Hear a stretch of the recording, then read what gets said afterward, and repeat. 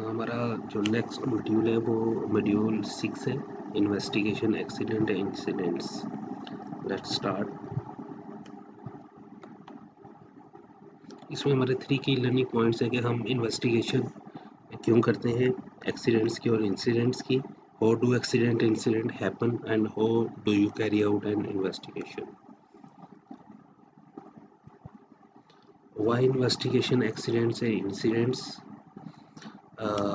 जैसे कि आपने जो है वो सेकंड और थर्ड मॉड्यूल में देखा था, एक स्पिल हुई थी कैंटीन के फ्रंट साइड पे, वाटर स्पिल हुआ था। तो यहाँ पर जो है वो क्या हादसा हो सकता था, कोई बंदा स्लिप हो सकता था, वो इंजर्ड हो सकता था, माइट भी उसके हाथ में कोई ऐसा चीज़ हो जो डैमेज हो जाए, तो वो फिर एक्सीडेंट में आएगी। अच्छा, इसका जो यहाँ पर देखें, सबसे पहले तो क्या हुआ कि इस एरिया को कॉर्डन ऑफ किया हुआ है, लेकिन एक पर्सन जो है वो वहाँ से गुजरा है और ट्रिपिंग हैजर्ड हो गया। तो अब इसके नतीजे में आउटकम क्या हो सकता है। देखिए आउटकम क्या हुआ है कि उसका जो बैग था वो उसके हाथ से गिर गया है, लेकिन डैमेज नहीं हुआ और ना ही कोई उसको इंजरी हुई है। तो ये इंसिडेंट कहलाएगा। इंसिडेंट में कोई भी प्रॉपर्टी हार्म नहीं होता, कोई भी पर्सन हार्म नहीं होता, ठीक है, कोई प्रॉपर्टी डैमेज नहीं होती, तो उसको हम इंसिडेंट कहते हैं। अगर इसको नियर मिस भी कहते हैं, ठीक है।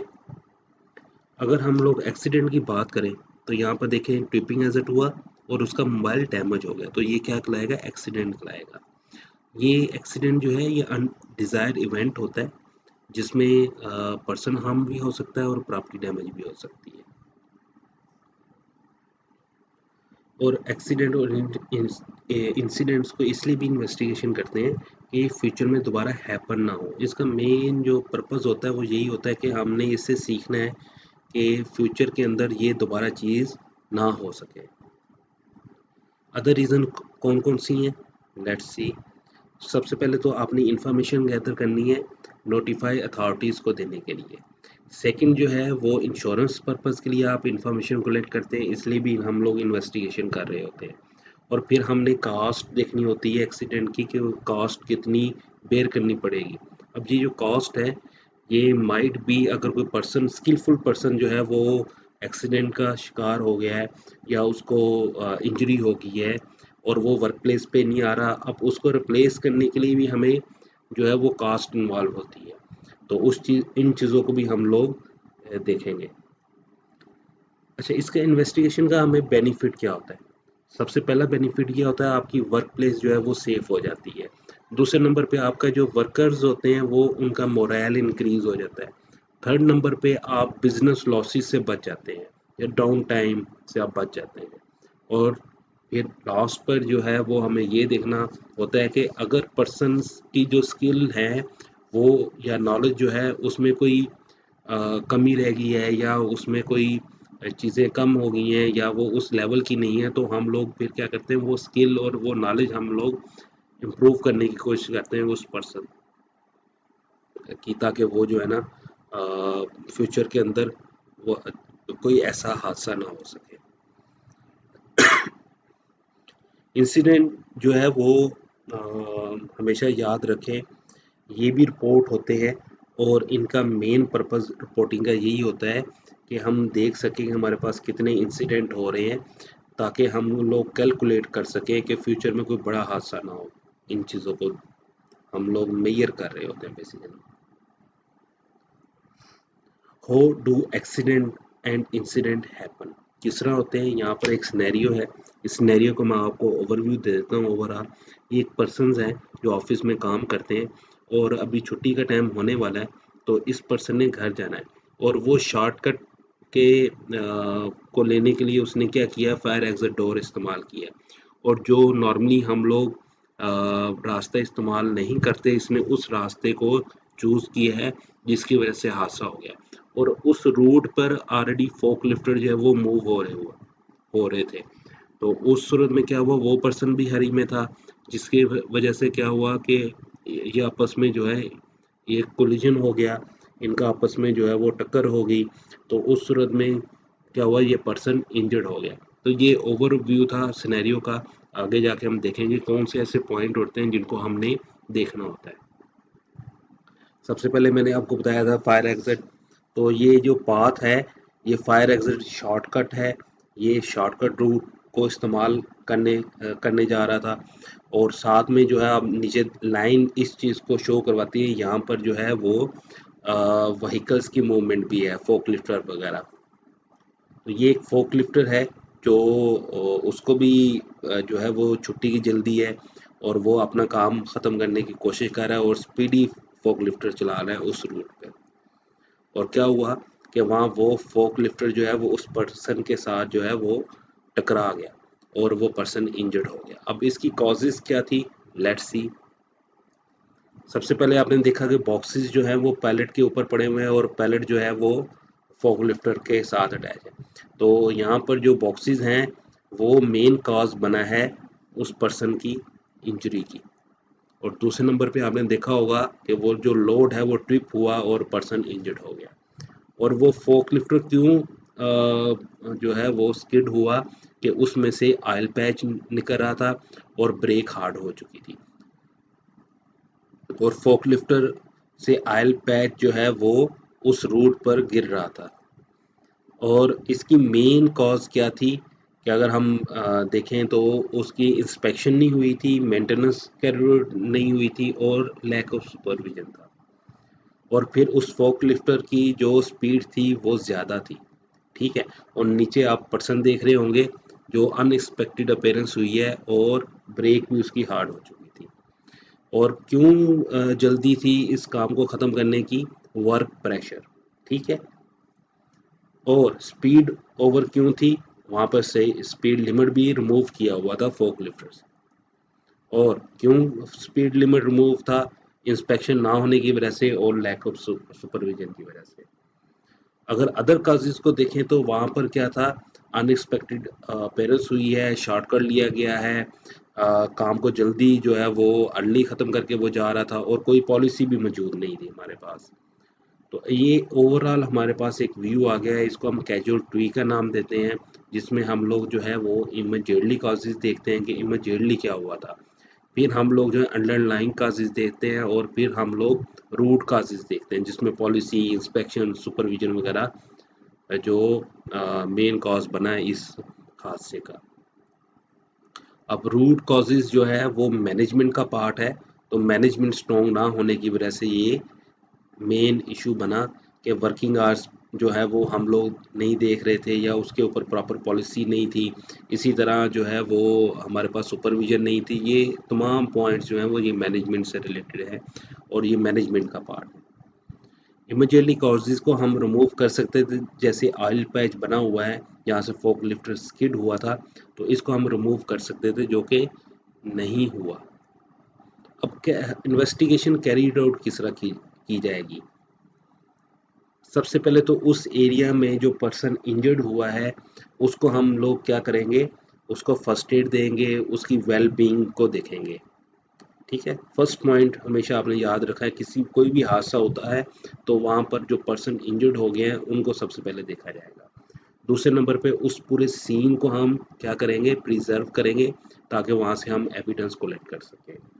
और फिर हम लोग रिपोर्ट करेंगे, जो अथॉरिटीज़ होंगी उनमें कौन कौन से लोग होंगे, सीनियर मैनेजमेंट हो सकती है, इन्फोर्सिंग अथॉरिटी हो सकती है, इंजर्ड पर्सन फैमिली हो सकती है, ऑनर ऑफ एसेट हो सकता है, इंश्योरेंस कंपनी है, इसी तरह सेफ्टी एंड एम्प्लॉय रिप्रेजेंटेटिव हो सकते हैं और health and safety human resource department हो सकता है। और उसके बाद हम लोग क्या करेंगे, हम इनिशियल रिपोर्ट जो है वो एक्सीडेंट और इंसिडेंट की हम लोग फिल करेंगे अपने रिकॉर्ड के लिए।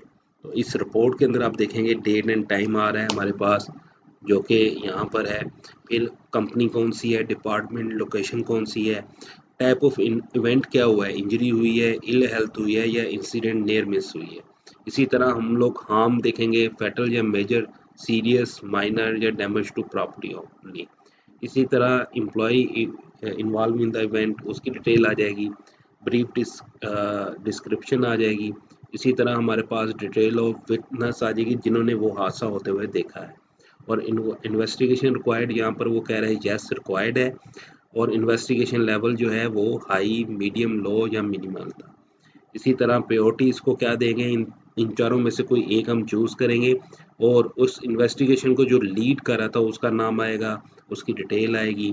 इसी तरह अगर यूके के अंदर हुआ है तो रिटॉर रिपोर्टेबल है या नहीं, यस, ठीक है, किस डेट को हुआ, और लॉग बुक जो होगी इंजरी की, एक्सीडेंट की, उसके अंदर हम भी इसकी एंट्री करेंगे।